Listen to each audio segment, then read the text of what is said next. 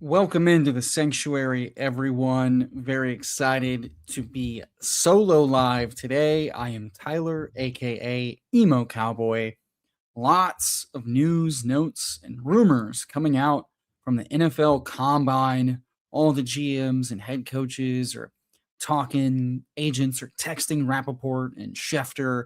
And boy, oh boy, are we gearing up for quite the frenzy of free agency and lots of rumor mill at the combine going on today. So let's go through some news and some notes, and then hop into draft. What's good, Reese? What's good, Mike Robb? Obviously Javante, gotta have it. Yeah, let's go through some news and notes here. I want to pull up the pertinent shit, as it were.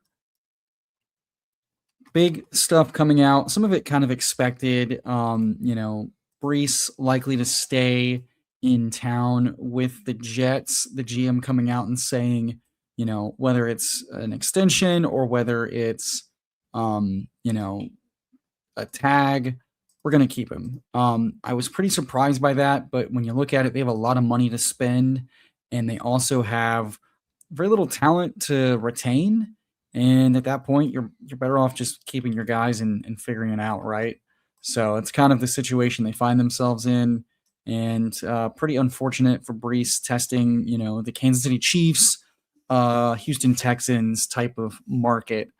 So let's get to the big news and notes everybody cares about. We'll give it one more zoom in here for the people. Trent Williams potentially being released is kind of a contract thing. It's not that surprising given that he missed a lot of time last year. He's like 34 years old. They kind of already San Francisco has to get younger on the offensive line. So, it's just kind of seeing that coming a mile away. Shout out to the chat. What's up, Cody? What's up, Chris? What's up, Nick and Frank? What is good? Look at all these lovely twunks and twunkettes. My For You page is probably not that exciting. I don't use Twitter outside of football for the most part. Trust me, when Brick from Lowell said that his For You page was all ladies, I was like, oh, what's my For You page look like? It was not as exciting. That's my Instagram. Now, my Instagram is spicy. I was initially pretty worried about the Brad Idzik OC call for the Panthers, but seems like it's mostly like a nothing burger. He's apparently quote unquote the architect, so whatever. Panthers are still going to be run focused, low volume outside of when they have to, and Bryce Young's probably still going to be pretty volatile. And to no one's surprise, the reports coming out the last couple of days that the Tush Push has zero proposals coming forward for a ban, for a rule change. Apparently, like zero, big fat zero activity. So, if the Tush Push wasn't banned last year when it was a big hullabaloo, when Green Bay and Buffalo came forward, asking for it to be banned, it's not getting banned. Not shocking. The O-line's not as good. Jeff Stoutland, the coach, has left the building. It's going to be harder to be successful, and you've got teams like the Bills now running it, so not that surprising. What's up? Welcome into the chat, G-Temp. Some more notes I wanted to walk through is that, not shocking to anybody, the QB room in the Browns is very much up in the air. I wouldn't be shocked if we have a similar thing like we did last offseason with 4 guys going into training camp. The Cleveland Bowl special. 4 dudes walk into a room, 3 come out, and all 5, including the guy in the closet, is going to end up taking snaps at quarterback. The Mike Evans thing, it doesn't seem like he's going to return to the Bucs at this point. He's going to explore options in free agency, which means he's probably going to get more money or a better guarantee from a different team than the Bucs. If the Bucs are going to retain him, it would have happened. And we kind of got tipped off last summer and the summer before that the extension talks weren't quite working out and lining up with both what the player wanted, what the team wanted. They kind of signaled what their plans were this year with extending Godwin a year early and then drafting Egbuka in round 1. They said it had nothing to do with the current, but it was all about the future. So not shocking. McMillan looking promising. Ibuka had a promising start, kind of an up and down season. Not shocking. Not shocking to anyone with a brainstem that the CJ Stroud speculation was simply that. More on Houston is that Joe Mixon, we still haven't been told anything confirmed from either the team or the agent or anybody with Joe Mixon, but we are getting news, unshockingly, that they're probably going to release him, which means he's probably physically unable to play. And I haven't selected him once in the early drafts so far, and it's not likely that that changes anytime soon. If he recently got surgery, which is what Casario thinks, the GM doesn't even know if Mixon got surgery. That was likely like a foot fracture. The timeline is up in the air, and who knows what the injury was? Who knows what the timeline is? The real big news, and it's not shocking if you've been following this account, the Sanctuary or myself, that Malik Willis is looking to potentially get a very fat contract in free agency. This is not a Justin Fields situation from a contract standpoint. This certainly feels like something where he gets, in the ballpark of $25 to $35 million a year, more in line with the Sam Darnold, Geno Smith, Baker Mayfield extensions, where they're getting like starter money. And it makes sense, right? Like we've seen about 7 or 8 starts out of Malik in the last 2 years. He's been pretty fucking good, throwing deep, rushing the football, being really effective in a pretty like Shanny friendly, offense. And he's got such a small sample size that you're better off just taking a shot and seeing what you got. I think those are the big news and notes. There's some speculation about George Kittle's return timeline. I'd say at 33 going on 34, having an Achilles tear, in January and then getting surgery on it in January. Allegedly, it's higher up on the heel, therefore good. He's an elite athlete. Unfortunately, he is old, and it's still an Achilles.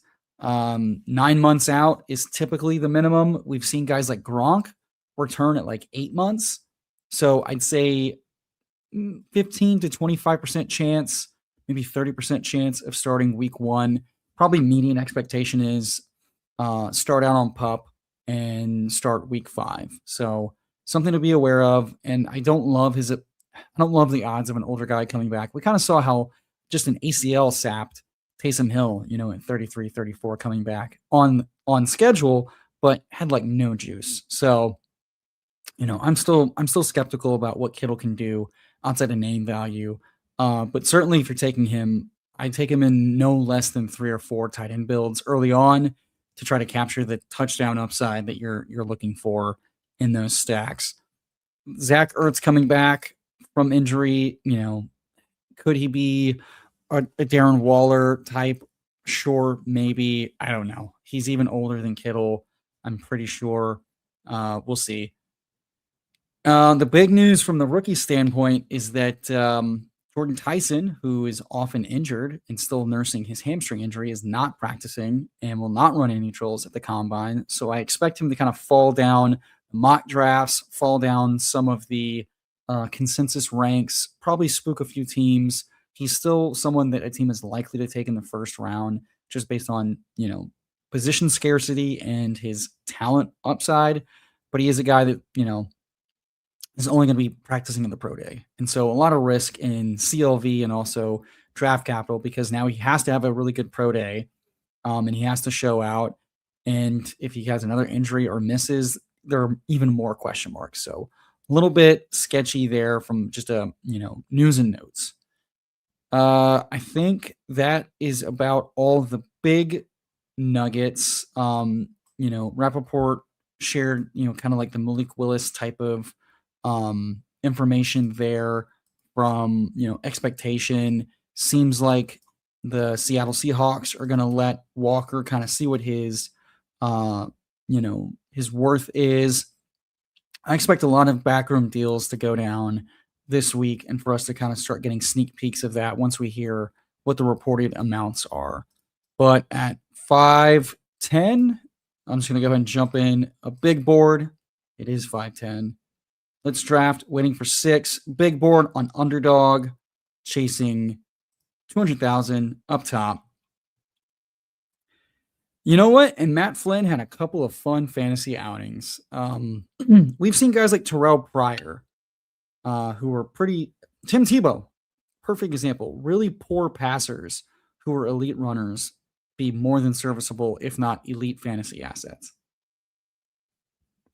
Given that he's going like 3 or 4 rounds later than Justin Fields was last year, and the contract is going to be a lot more friendly. And I also think like it's harder to bench a guy you've barely seen play, right? We usually see benchings of guys like Tua, where we know who you are, we know what your ceiling is, we know what your floor is, and you're making a lot of money, and we have to figure out what's next. Guys like Malik Willis, I think have very low bench risk because like you're going to give him a lot of money, and then you've seen very little of him, so you have every reason to let him play a full season and see what he is. When you bench guys, when you move off of guys like Josh Rosen or Bryce Young, it's only after you've played them a lot of games to see what you're dealing with here. And we know that players have rough stretches. We know that teams go through ebbs and flows. So I'm still pretty bullish on Malik Willis at ADP going after guys like Mendoza, Kyler, Cam Ward, in like the 13th, 14th round. Given the rushing upside, I'm always going to just, so I think the other thing is I think benching risk is more and more a more frequent possibility these days. The CBA, the win now windows, and hell, even the leashes for coaching staffs is getting just tighter and tighter. And you've just got to get more out of your guys now. And so, the second we've gotten guys like Anthony Richardson and Bryce Young, first round picks, top 4 picks, getting benched for various reasons, I think like you can say bench risk about a lot of guys. You could argue CJ Stroud was kind of soft bench last year with the injury and the performance. So, I think if your knock is we've barely seen him play and he's a bench risk, I'd say a lot of these guys are injury and bench risks. So like give me elite ceilings at cost that really separate. Looks like we filled. Let's see who joined us.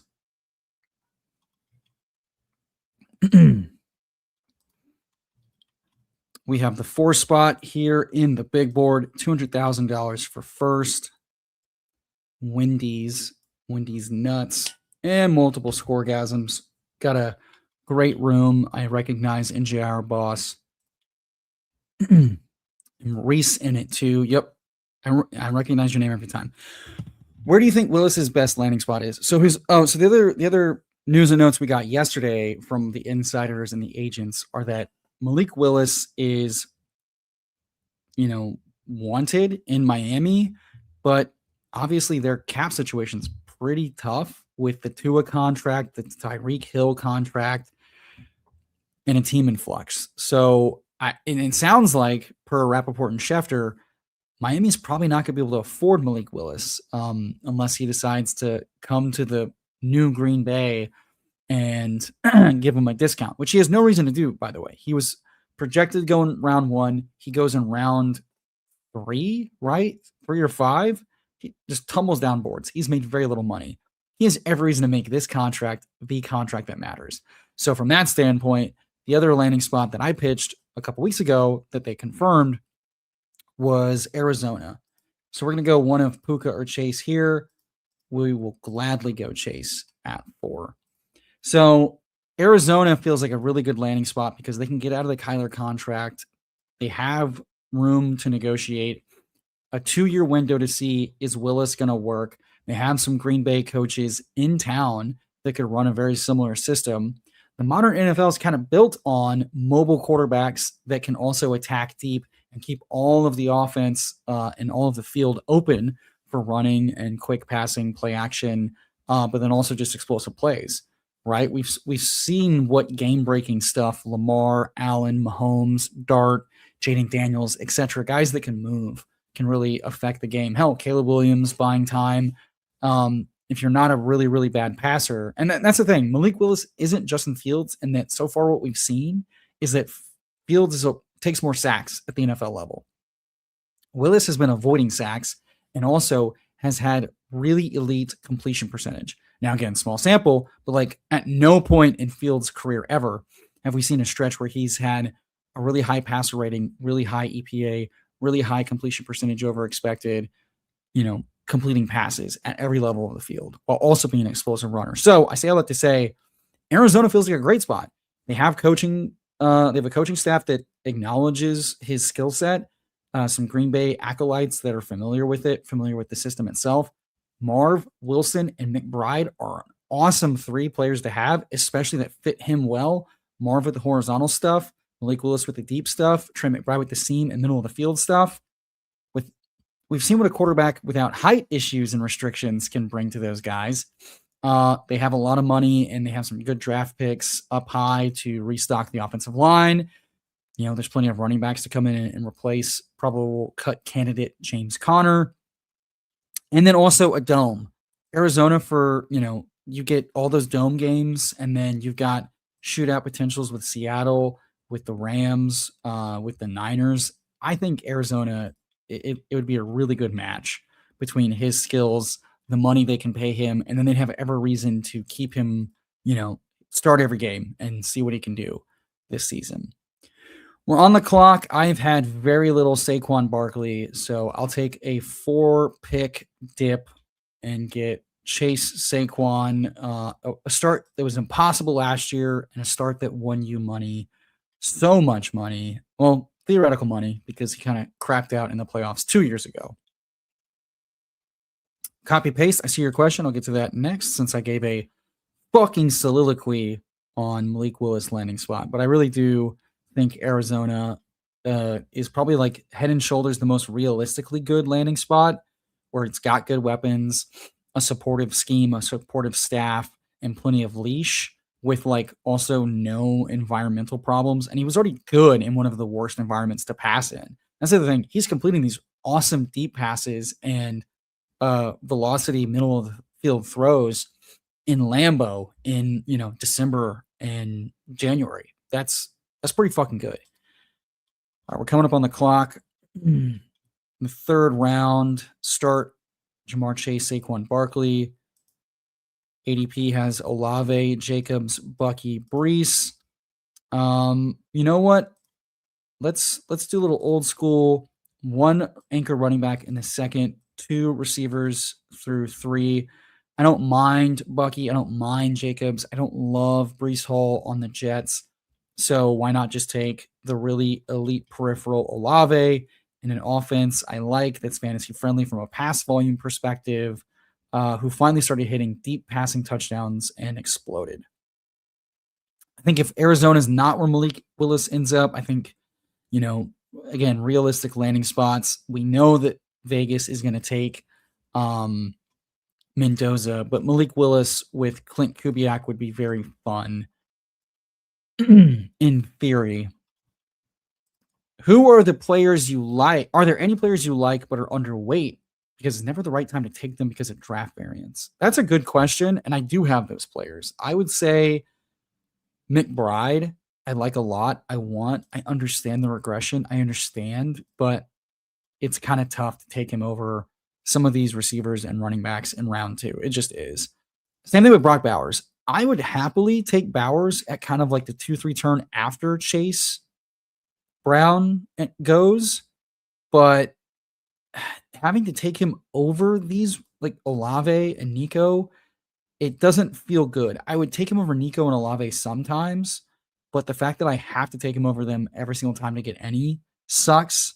Also, this board is crazy. Kyron goes in the second, so we've got a full Puka, Kyron, Adams start.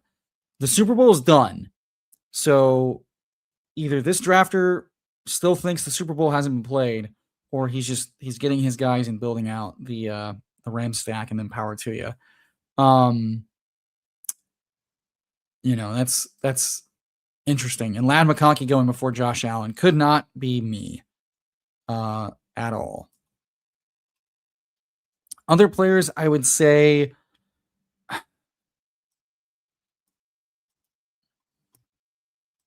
I hadn't been getting as much Terry McLaurin as I want because I'm on the other side of the board. I like Loveland, but again, passing on some of those players to take him doesn't always feel good. I might go ahead and take him here though. Quarterback, I like Caleb and Dart, but sometimes I'm catching up at receiver after taking heavy running backs, and so I just end up taking your Parker, your Wilson, your QJ as they fall into my lap. So some of those quarterbacks I don't always take. Algier, I love Algier. I want to have a lot of Algier, and yet I don't have as much as I think because I'm taking quarterbacks in that range quite often. So that's another instance of a player I really like that I don't take as much. We're on the clock. I mean, we're just gonna take Javonte here, and I'm gonna have I have too much Javonte, but like this is a price that is good, and here we go. It allows us to. I think Javonte is an easy arbitrage on Walker, on Irving, on especially Jacobs. Like Javonte to Jacobs right now feels very equivalent of a profile, but arguably a better role because Jacobs fell kind of off an efficiency cliff. As we get to those players, I'll highlight them. Yeah, exactly. JT won you the money with that stretch 2 years ago. Coming up on the clock, I don't mind Watson. Swift here, I've been getting a little bit more of. I personally think I like Rome more than I like Burden. By ADP,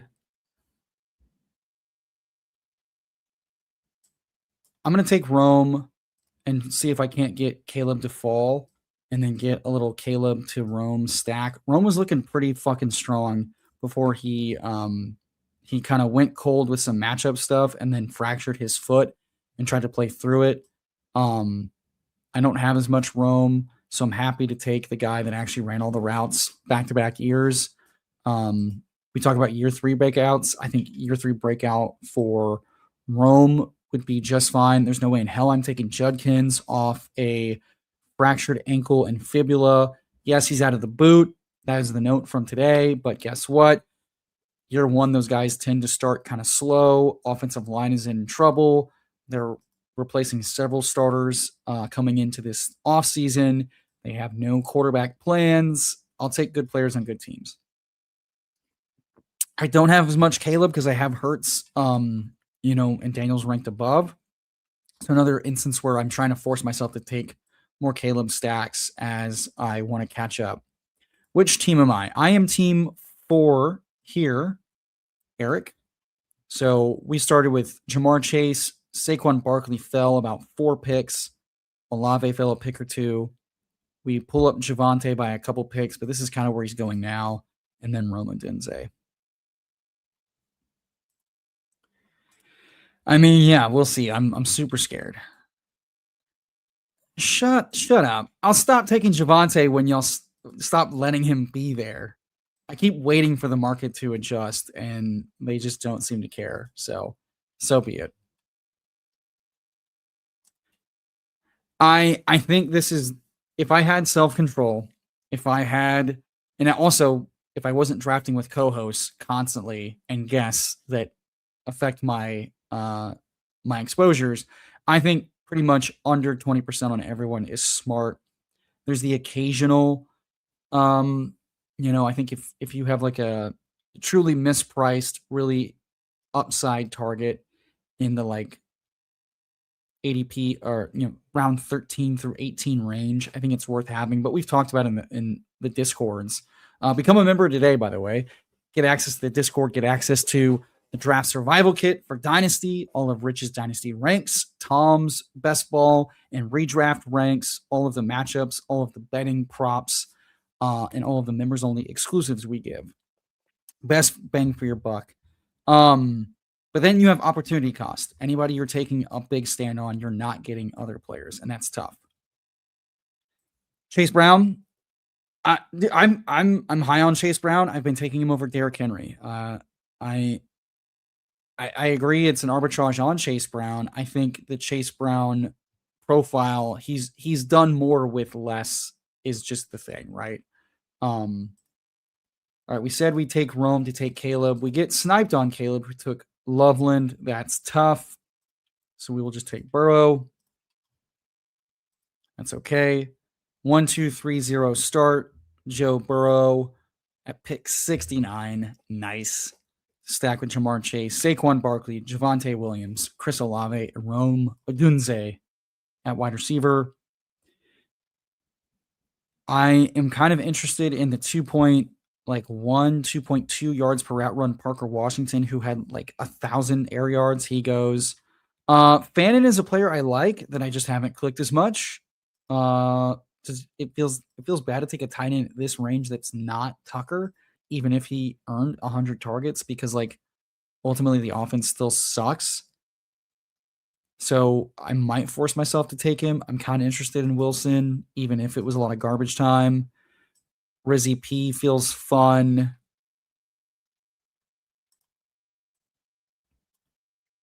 I don't have as much Fannin, so how about we take some Fannin and roll a clip?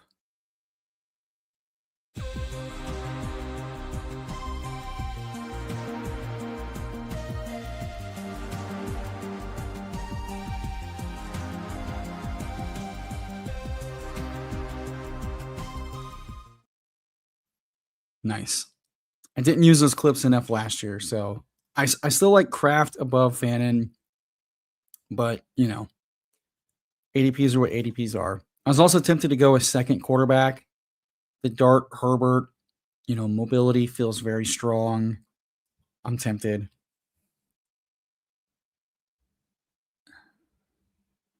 But yeah, agree with Nick in that, in general, if you're 20% or under on every player, you have more outs to win with combinations, with diversity, with pod luck, with just how variance goes. I mean, that's how he makes me feel. Any and all Eric's. Eric. It's just fun to say. You gotta have fun with it. How do I feel about Jackson Dart? I like him a lot. I had like 23% Jackson Dart last year in both pre and post NFL draft. His rushing is super underrated. He'll tuck and run inside the 20s, so your touchdown upside's pretty good. I think he had some underrated passes that were just dropped or broken up by just really good plays by the cornerbacks. I think he showed some better passing than maybe the metrics show. I liked him more with Dayball. I don't love a Matt Nagy led offense. I'd like it if Malik Neighbors was completely healthy, but I think what he did with a banged up O-line, no Malik Neighbors for much of the season, and receivers that were playing pretty poorly outside of Wandale, I think he's fun. I'm a little worried about how much the offense can truly score with an offensive line still in need of improvement. I like him. He's fun. I need to click him more. I still think Herbert in the offensive environment is easily more attractive, but Dart's fun. Dart runs. Gotta have some Dart.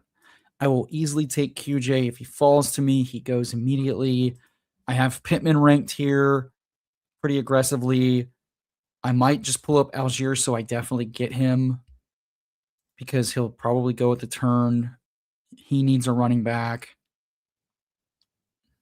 I'm going to get greedy and see if I can't get both Pittman and Algier because I think I'd prefer a 1-3-4-1 build early. I think Pittman's underrated and underpriced as a 110, 120 target guy. He could easily get traded to another team that needs a receiver like New England, like Buffalo, God damn it, I knew he'd go. That's what I get. Probably just going to take Naked Purdy if he's still here, and he probably will be because this guy's got 2 quarterbacks. He's gladly slurping up. Yeah. I'll take a Naked Purdy. I'm taking, Pittman could get traded to San Francisco, and then I'll probably take some quarterback shots. Naked Purdy feels fine. Kittle's going to be banged up. Kittle's available later. Jawan sounds like he might be leaving, so they'll have Ayuk and Jennings to replace. They'll probably bring in 3 or 4 guys. It'll be fun. 35% Surratt. That said, though, like 35% on what volume? If you've done 30 drafts right now, I wouldn't worry too much about percentage. If you're above 50, start being aware. It depends. Are you going to max? If you're not going to max, be mindful of your percentage. I've also told people that draft on lower volume. If you want higher variance, if you want to know who are your guys, who are your stands, and just let that sweat go, then go for it. But yeah, if you're trying to like play it as optimally as possible, but also like these are guys that could quickly change an ADP and then quickly balance out because you're not taking as much of Surratt if he rises 3 or 4 rounds, right? So that's why I'm not too worried about early exposures because I expect ADPs to change, so my ranks will change, my exposures will change for the most part. Also, he's cheap enough where it's like, your biggest regret is just seeing every team has a 0, but you're going to have zeros all over the place. But yeah, for rookie receivers, I think, definitely go for it. If you hit, you hit. But you also, you need to be right in the finals every week, in the playoffs and then in the finals. And so ultimately, like, it can be a really powerful piece, but you want to make sure to have some variance. Which draft slot do you like the best? Sliding into the 2-hole or pounding the competition with the 3-hole? I would definitely say the 4th hole is underrated with potential fallers. But I like playing the middle of the board no matter what. And I think there's a tier break at about 6, and then their tier break at 8 or 9. I haven't loved the 1 hole. 2 or 3, you have to make it. 3, the decisions are made for you. And so if you like not making decisions and not sweating it, 3 is great. I kind of like dictating, so I'm a 2-hole guy. What can I say? Give me the 2. 75% Jeremy Bernard is going to hit like crack when he's drafted by the 49ers. Well, if he's drafted by the 49ers, that means he could be cut any day now as well, right after getting drafted. All right, we're on the clock. Chuck in the queue just to be done at tight end potentially. I cannot by law take Emmett Johnson. Yeah, I'll just take Tyler Shuck to stack with Olave. We'll be done at quarterback. We got some mobility. We got some stacks. I have a blackout on Emmett Johnson through the end of February. I was robbed. I don't need to take another tight end here. So I can pull up J.K. Dobbins. I can pull up Kenneth Gainwell. Or I can pull up Romeo. Or I can take Higgins at ADP. ADP doesn't really matter right now. Casey Concepcion conceptually makes some sense. I think Dobbs will be there at ADP, so I'm just going to go ahead and take J.K. Dobbins, who I haven't gotten as much of lately because I keep pushing him at ADP. I think he belongs in this tier, so we'll take him. Because one of the underreported things that no one's really talking about is that the NFL is kind of signaling that the rookie running back class is way weaker than we think. And so it sounds like the vet running backs are going to get plenty of money and work in free agency. Once again, J.K. Dobbins was far more effective of a rusher than Harvey last year. Sounds like he is likely to test the open market. And Denver sounds like they're ready to replace J.K. Dobbins with a capable replacement. So the Harvey price feels bad unless he just nuts out on pass catching. And there's always a Demarcus Robinson in the banana stand. I mean, the dusty, shitty, veteran, savvy receivers. I mean, you know who this year's Demarcus Robinson is? It's Mac Hollins. He's going to go make like $5-6 million by the end of the year. Playing perimeter. He's going to catch like 3 or 4 touchdowns. He's those types of guys exist. The guys that can play perimeter and get open and or catch consistently blocking, they're going to keep getting jobs. And it's going to cuck some of the young guys. Just kind of like how Xavier Hutchinson kind of cucked, you know, Jane Higgins. I know that's a D'Amico Ryans thing, but there's a lot of D'Amico Ryans types of coaches out there that like they want their scheme run well, and they want to do it their way. They want it run right. They want to be right. Also, if you're new here, welcome in. What's up? Drop a like, drop a sub if you haven't. Every little bit helps. Appreciate everybody hanging out here with us. Coming up here on the clock, getting ready to figure out what we're going to do. I'm not taking Reek. I'm not taking Ayuk. Juwan to stack makes plenty of sense.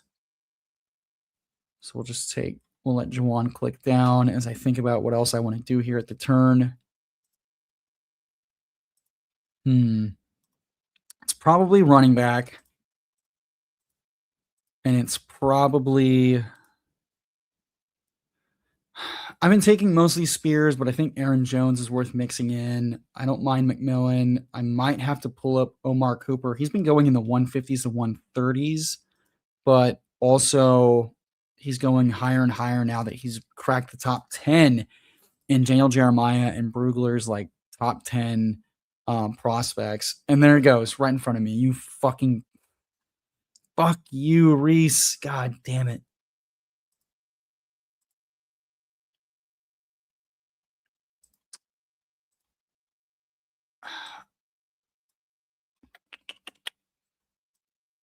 We'll take Spears and try to get greedy if we can't also get Rachaad White on the wrap. But I think Rachaad White belongs in this tier as a pass catcher. Mekhi Lemon seems overrated to a lot of people. Rich, aka Fantasy or Dynasty Island here on the Sanctuary, isn't the biggest Lemon fan. I'm gonna keep calling him Lemon Party until I'm demonetized. Gotta have some fun. Yeah, I think all the rookies are a little... It seems like a very overhyped class compared to what we're used to and want. I think we're going to see a lot of draft capital because of scarcity, because of positional value, and because of weakness at running back and quarterback. I don't know that it means that they're really good. That's not going to mean that they deserve to be first round picks. I think we're going to see a lot more early second than we will first round for some of these tweener types. Won't shock me at all. So for the audio listeners, out of the 4-hole, we have a 3-4-4-2 build. Joe Burrow, Brock Purdy, Tyler Shuck, Saquon Barkley, Javonte Williams, J.K. Dobbins, Tajay Spears. This feels like the third year in a row I'm going to have a lot of Tajay Spears. Hope it works out. Jamar Chase, Chris Olave, Rome Odunze, Michael Pittman, and then at tight end, Harold Fannin and Juwan Johnson. So we got Burrow single stacked with Chase, Shuck single stacked with Olave, Purdy currently naked, potentially go stack with Pittman. Shuck double stacked, with Juwan. Coming up here, price is what you pay, value is what you get. That is true. Let's see. I need to adjust the Surratt price down a bit. By ADP, Judy Franklin, I'm going to break ties in favor of quality of player. Such a dog shit range. Yeah, we'll just go Franklin. Earned a ton of targets. They could always deal Cortland Sutton, and then all of a sudden you've got, Franklin and Bryant being the main guys. If Sutton goes down, we know Franklin can earn targets. It's a good offense.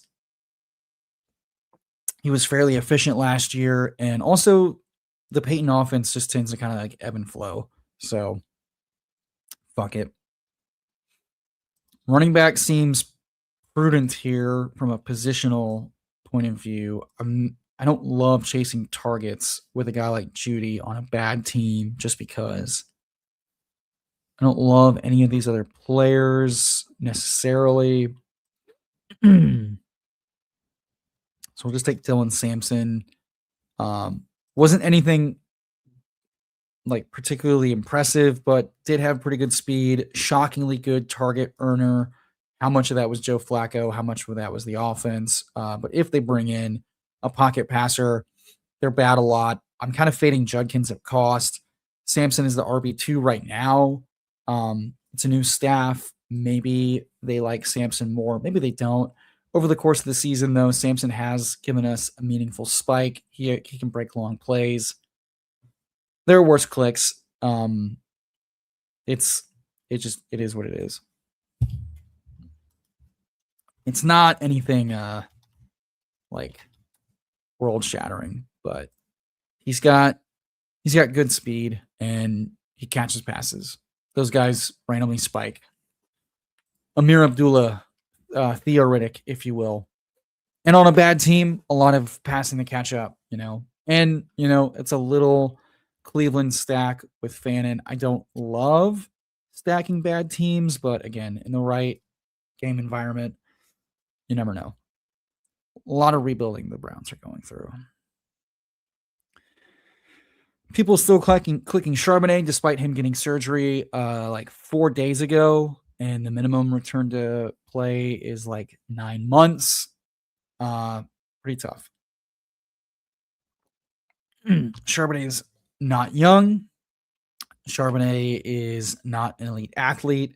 It seems like his earliest return is like week 12 based on the initial timeline. That's pretty standard. I'd be really shocked if he beat that. Like 90% likely to start week 12 or later. But this guy just loves taking injured guys. I don't know that Tank Dell's going to give us anything meaningful.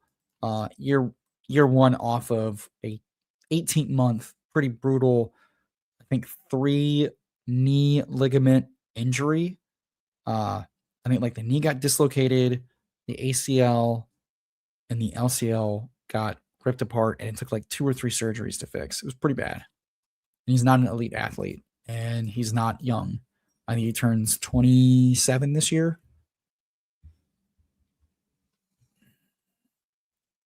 Coming up on the 16th round pick, staring down these schmucks.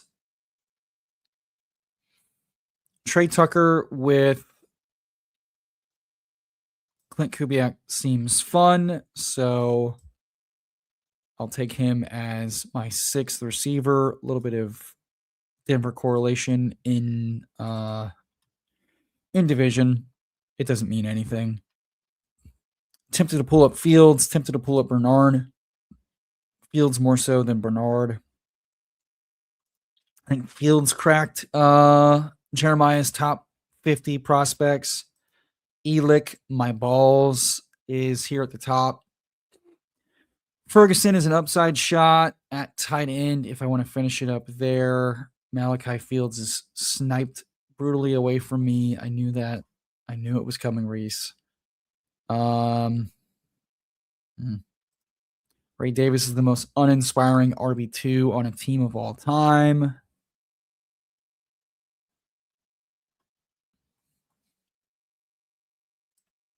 We'll just keep taking Elick just in case they don't take. Or you know what? I've been told Terrence Ferguson is an easy click, an upside play. I've been told tight ends on really good teams catch more touchdowns. So let's make a year 2 bet on the new turd Ferguson, Terrence Ferguson in LA with Higbee leaving. Little piece of the LA offense.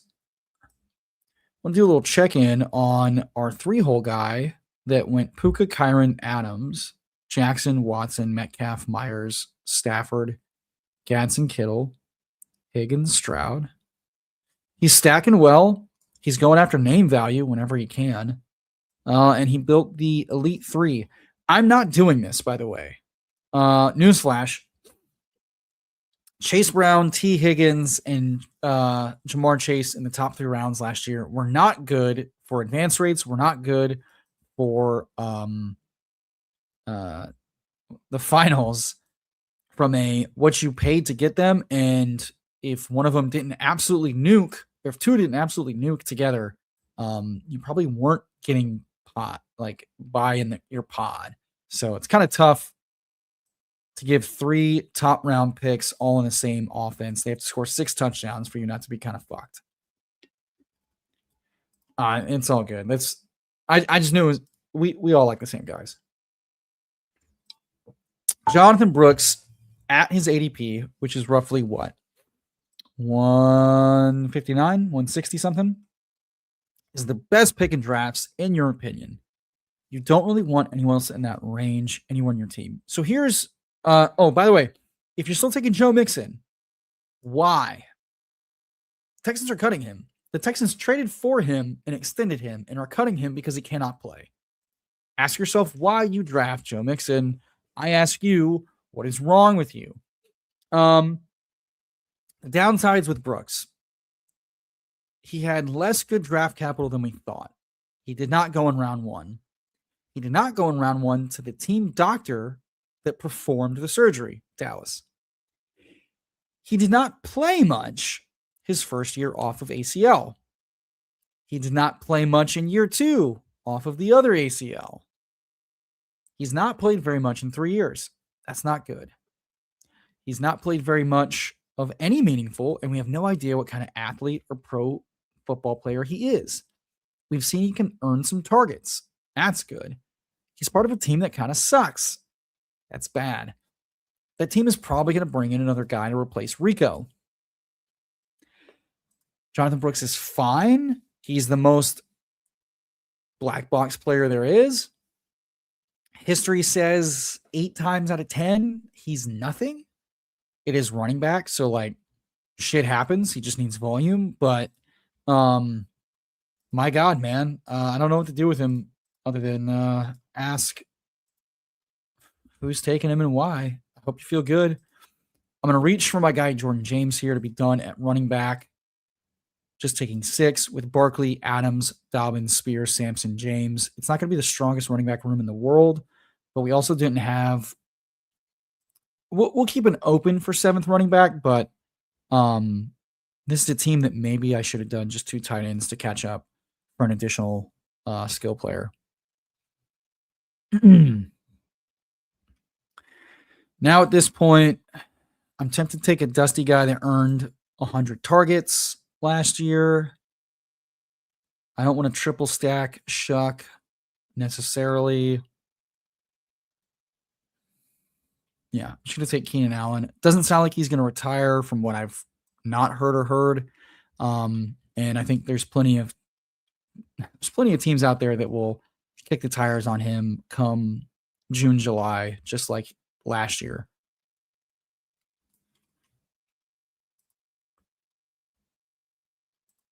Dude, I don't know that who's signing him. Does he pass a physical? No.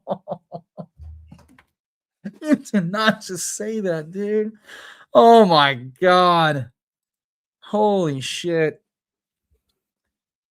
Oh, that got me. That got me good. Oh my God. Yeah, so I think like the Brooks thing is it's the perceived safety, like perceived value of safety in every round that's continuing to push him up. And it's like he's on the team. That's it. He's not played at all. He's not played enough to know what the fuck you're getting with him. He didn't test the combine because he was hurt. We don't know. And that's not usually a good thing going into the 3rd year of your career of we don't know what you are. You haven't gotten any trust that you can pass pro, that you can run the offense, that you can stay healthy. I just, I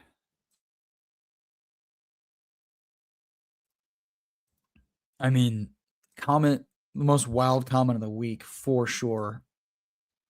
I mean, yeah, this is what you get though. You get drafters paying the rake, I think, just taking names and saying draft capital.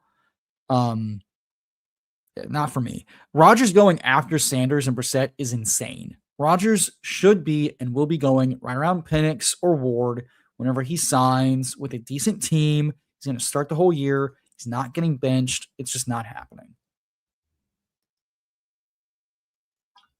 Doesn't sound like he's retiring.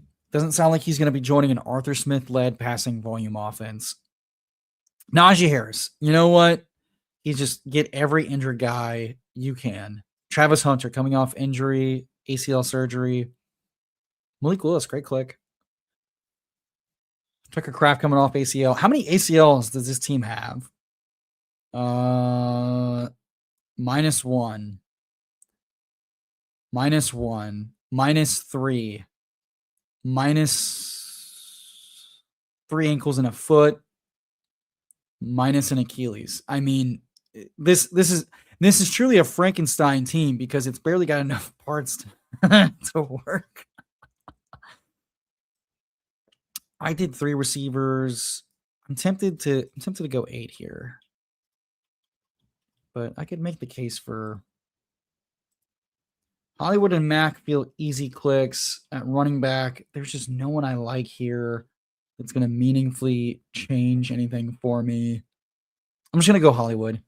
I think I got to just trust that Saquon in the second, Javonte in the fourth are carrying the team load like second and third round picks are, and that J.K. Dobbins does what J.K. Dobbins does, which is for the few games he plays, he's pretty good. Tajay hopefully gets a few meaningful spikes. He had a lot of juice. He's earned 4 targets regularly in his career. Dylan Sampson and Jordan James are just RB2 shot upsides. Coaching comments seem pretty strong on Jordan James so far. Brian Robinson seems like he's destined to leave. So we finish up with a 3-6-8-3 build. Burrow, Purdy, Shuck. Love the quarterback room. Stacked up Burrow, stacked up Shuck. Took some free agent. Keenan and Hollywood and Pittman could all easily find their way on to San Francisco in this offseason. We talked about the running back room already. I'd say quarterback room, solid. I'll give it a B+, A- from a fantasy perspective. B- running back room. Jamar Chase, Olave, Adunze, Michael Pittman, Troy Franklin, Trey Tucker, Keenan Allen, Hollywood Brown, solid B. Running back, wide receiver room, and then Fannin, Johnson, and Turd Ferguson. Just kidding, Terrence Ferguson. 220 targets between Fannin and Juwan, hopefully. Juwan stacked up with Tyler Shuck. And then Ferg as the, what if he catches 8 touchdowns this year instead of Colby? We'll check in on Reese's team. Yeah, trying to go for the balance. Yeah, maybe 4 good ACLs. Let's see. The Brooks clicks are kind of like, well, other people are taking him, and I don't want to get buried by him, so he plays. Yeah, but I don't think that's the way to go. Like, I don't know that Brooks's upside is enough to bury you. It's just not. He's not priced like it, and it'd truly be shocking. Brooks's median outcome is that he's almost nothing. He gets relegated to RB3 again, or he operates as the running back 2, which we've seen is like a middling, barely usable fantasy asset the last 2 years. Honestly, the only running back in Carolina we want to use and hit our lineup is the guy that's getting 25 plus touches a game, and that's certainly not going to be Brooks in 85% of outcomes. So I think at that point you just got to let people make their bet. If you miss the boat, you miss the boat. Taking someone to take someone, a guy that 8 times out of 10 is not only not helping you but is actively hurting you as a 0. Based on historical data. Yeah, like if that's what beats me, if Tank Dell and Brooks beat me in the finals or beat me by beating the odds, cool. You know who didn't bury me despite having a really good season? J.K. Dobbins 2 years ago. I wasn't taking J.K. Dustbins, what I called him, and as like a 20th round, 18th round, 15th round pick. I had him like 3 teams total. He had a really good season. Had a really hot few games early against the worst running defenses in the league. Lost steam, started getting other players mixed in with him, wasn't a league player, wasn't a league winner in the regular season, was not a finals guy you had to have. Unscathed. Like, I'm not worried about it. All right, let's review Reese's team since we know he's in the draft and in the chat. 3593, Drake May, Bryce Young, Kirk Cousins. How you like that? C plus team, Drake May at 71 is fine. That's probably his efficient ADP. Even as like a fantasy asset, he's okay. His spikes are good. He doesn't spike enough. It was a weird fantasy season overall. The Josh McDaniels offense was really, really bad in the red zone, 31st over the course of the entire season, and it showed its ass in the Super Bowl. They just need to get Drake May moving more often, but Drake May's fun. Bryce Young has one or two spikes a season, and that is it. And then Kirk Cousins probably gets a starting job. I think he's more likely to get benched, like your Kyler Murray's, like your journeyman guys, but he's also probably an easy click at this ADP to start 9-10 games, which for bye week fill in and potential added points to your roster, pretty good. Gibbs, Henry, Walker, Chuba, Algier, really solid 5 running backs. If you're going to do 5, which I think you should do if you do 3 in the first 3, you got some youth, you got some spike, grown-ass man potential. Walker's price is not the most fun, but I get it. And sure, Chuba, not for me, but I understand the thesis. And Algier, I think, is a fantastic click. You really cucked me on that one. Egbuka, Waddle, Pierce, Coker, Golden, Cooper, Tesla, Fields, Bateman. Weren't you just saying you need to stop taking Bateman so often in the Discord? Not the strongest year 2 breakout guy, but his price will probably increase even if Evans leaves, getting double counted, which is not good. So I think it's fine to take him now, especially not stacked up. Waddle might get moved. I think at this click, he's very fine. Pierce is one of my favorite clicks. At cost, I have plenty. Coker's fine, stacks up with Bryce. Golden just didn't get on the field a whole lot, didn't get targeted a lot. I understand taking the shot, but at cost, we got QJ 4 rounds cheaper, and he got on the field and got targeted more often. So I don't know why Golden's price is what it is. Omar Cooper is the most mispriced rookie on the board right now, I think. Tesla is fine. He's going to catch 4 touchdowns. You're not going to believe how he did it without creating any separation. Malachi Fields is a fun click, and Bateman is a why not? What happens if he just catches deep touchdowns again? Hunter Henry, Theo Johnson, and Eli Stowers. The quarterback room makes this tight end room look way better. Theo's fine. Hunter's fine. He's going to be like 35 this season. It's crazy. And Stowers is fine. C plus tight end room.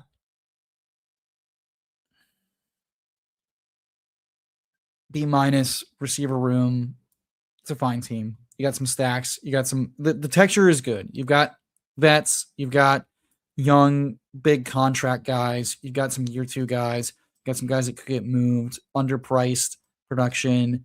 Total black box in Golden, Cooper. Target a good offense for some random spikes for touchdowns and Tesla. It's more than fine. Let's see. No. I'm just commenting on your comment. I think you're probably right, and I think that's just bad process. I wouldn't do that. Coach said he'll get a chance to win the job. Don't most coaches say that about most young players that have barely seen the field? Coach said he's going to have a chance to win the job, and the GM has said Chuba has proven himself to be an RB1. It's almost like teams are just saying whatever they want to say right now.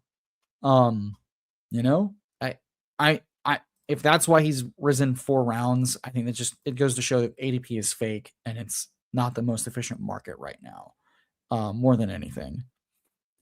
Thoughts on Sean Payton giving up play calling? I don't know that I didn't go over this. I don't think he said he's giving up play calling. I think he said Davis Webb is going to call plays, but we know that like it's going to be Sean Payton's offense, and I'll be shocked if that sticks the full season. Quite frankly. Let him go. Let him go, brother. Mix in any. You know who outscored Bateman last year? Matt Collins. You know who might outscore him this year? Anyone on this list, including in the finals. Just remember, if you need a reason to not take a guy, just think ultimately you want your last round pick to either be the reason you advance or be the reason that you win the whole damn thing in the finals. And that's probably any of these guys. Tylan Wallace had more usable spike weeks last year than Rashad Bateman, if that's what you need to remember. Calvin Austin, the man who is barely taller than me, might not actually be, had more usable spikes than Rashad Bateman last year. A lot changes in a year. I don't think Xavier Hutchinson is the worst click down here for things like that. You're just hunting for spikes in the finals. What do we got? Do we want to rip another one, or are we going to call it? What do we think, folks? How are we feeling? Anybody else want me to touch on anything else? I think we might just wrap it up. Fun draft. A lot of fun news. I'm going to look at the board one more time, critique some things if I can. The one hole is atrocious. Bijan, Chase Brown, Nico is a fine 3-start. Scatabo if you want. I'm not taking a ton of Scatabo right now. 5th round or what? 3rd round pick, 4th round pick, 4th round pick. Non-elite athlete. Bulldoze guys was super fun. I had a lot last year. I had a lot of fun watching him. It was a shame that he went down. The injury he's coming off of is the same injury that kind of fucked Mark Andrews and Tony Pollard. At ADP, new staff, new system, coming off injury. This price is whack. Hendo is fine. Stevenson, if you're taking Hendo at ADP, you're not taking Stevenson at ADP. Structurally, 5 running backs through 6 rounds is wild. It's even more wild to handcuff one of them at cost. It's also wild to include the injury. And then he doesn't stop. Parker Diggs, fine. Corum, Marks, Bill, what the fuck? We've got 8 running backs through 11 rounds. You're donating. Mendoza and Murray are fine. Booty are fine. Daniel Jones, okay. We're just taking shots at quarterback. Fine. Mitchell, Trey Harris, Mims. I'm sure that saves you, brother. Otten, and then couldn't help himself. One more running back. You paid the rake, Bobby. 3971. This is almost certainly an auto draft. Tough. Jump in these drafts, folks. This big board, 3 of 12, 3 of 11. This team is toast. Quarterback is toast. Tight end is toast. Thank you for absolutely nuking a Bijan 101 team. Love to see that. My God. Give it to me. All right, folks. Appreciate everybody hopping on and joining us today on the Sanctuary. Drop a like, drop a sub. Become a member today. It's one of the best values of any fantasy site. The rookie guide, the Dynasty survival kit, the ranks, the Discord, the members only streams. We're doing a draft right now in the Discord with members only, drafting an early best ball team over on the FFPC with winnings we got from last year. So that's been a lot of fun. Voting for the teams. Jump in, become a member. It's not that expensive. It is so worth the bang for your buck. All the great content you get. Appreciate everybody hanging out. Would love to hear from you in the comments what you liked about the team here. Tell me if this 3971 is not completely dead. Give me your best 20th round clicks on Drafters, on DraftKings, on Underdog, or who your early sleepers are before we even get to the league drafts. Who is winning us leagues this year? I want to hear from you. Otten can be the guy to save the day. You heard it here first, folks. Appreciate everybody hanging out. Have a great day. Catch you next time.